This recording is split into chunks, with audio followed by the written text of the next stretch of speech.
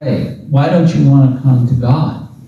It's because you have a carnal mind that always stands against coming to God.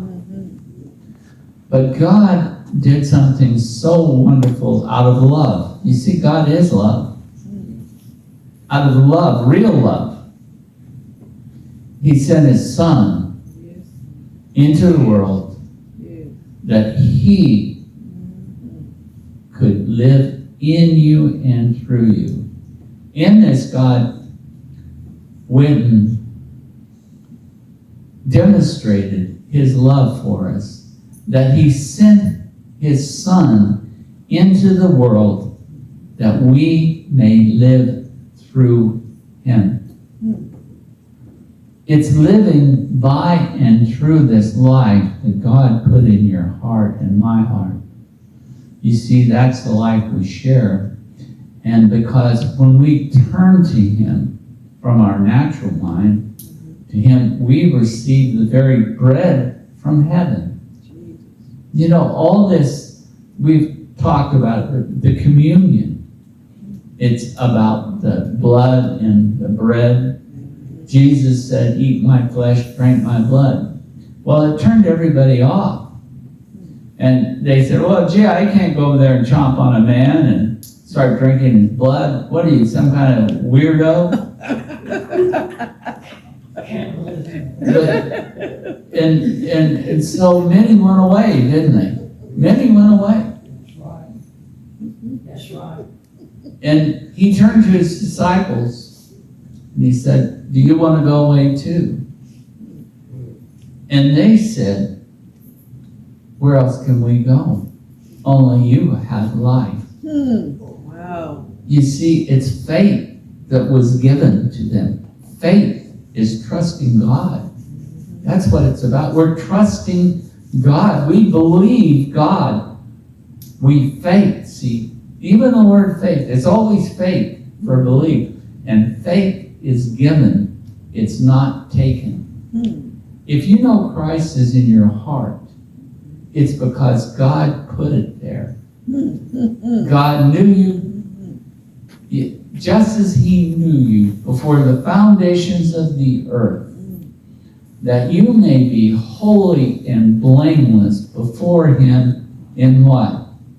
His love. His love in Jesus. That's where He is. So, I guess what I'm saying this morning is we all know we have two minds.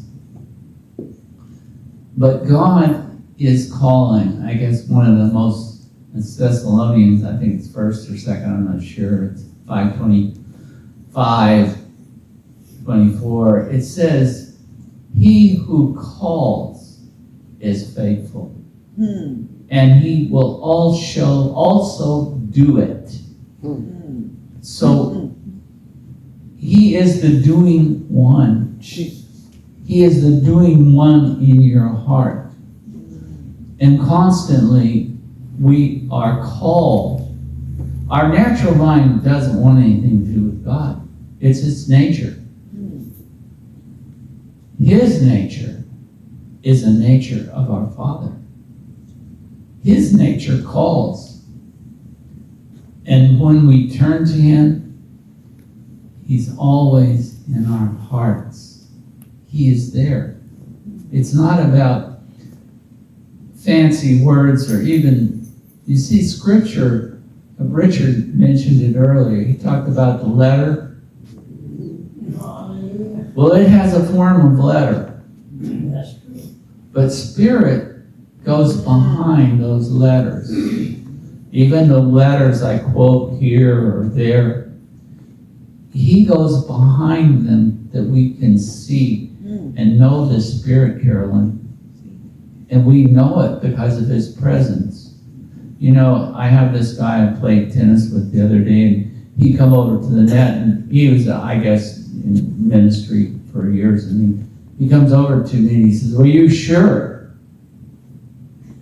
And Jesus just gave me the answer. He said, "I have the guarantee of Christ in my heart. Hmm. Then he said, well, I just wanted to make sure. And I was saying, sure. But you see, Jesus gave me the answer. And that's why he's present in us to always answer when others inquire. It's not because I have a great, but I'll tell you one thing about Scripture. When you learn Scripture and you spend time with God, he brings them back all the time, doesn't he? Yeah. Isn't that your experience? I'll just be talking and it'll just come boom, out of there. It's just like me speaking now. It's not about me having a great sermon.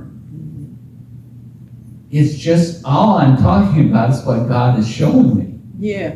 And see, I can only share it. Yeah. I can share it, and hopefully it encourages you. I can't teach it. Christ can only teach it. And he's teaching you. See, he opened up heaven so that this bread of life and spirit could flow into your heart, that you may know God and know God spiritually. See, it's not by this mind. This mind only knows itself. This mind is all the confusion of the world. Power, money, sex, those three things, and power is probably the biggest aphrodisiac of them all. You know, it's about money. You see it in politicians. You see it, power over others. Yeah. Exactly. But not like this Jesus, not like this God in our hearts.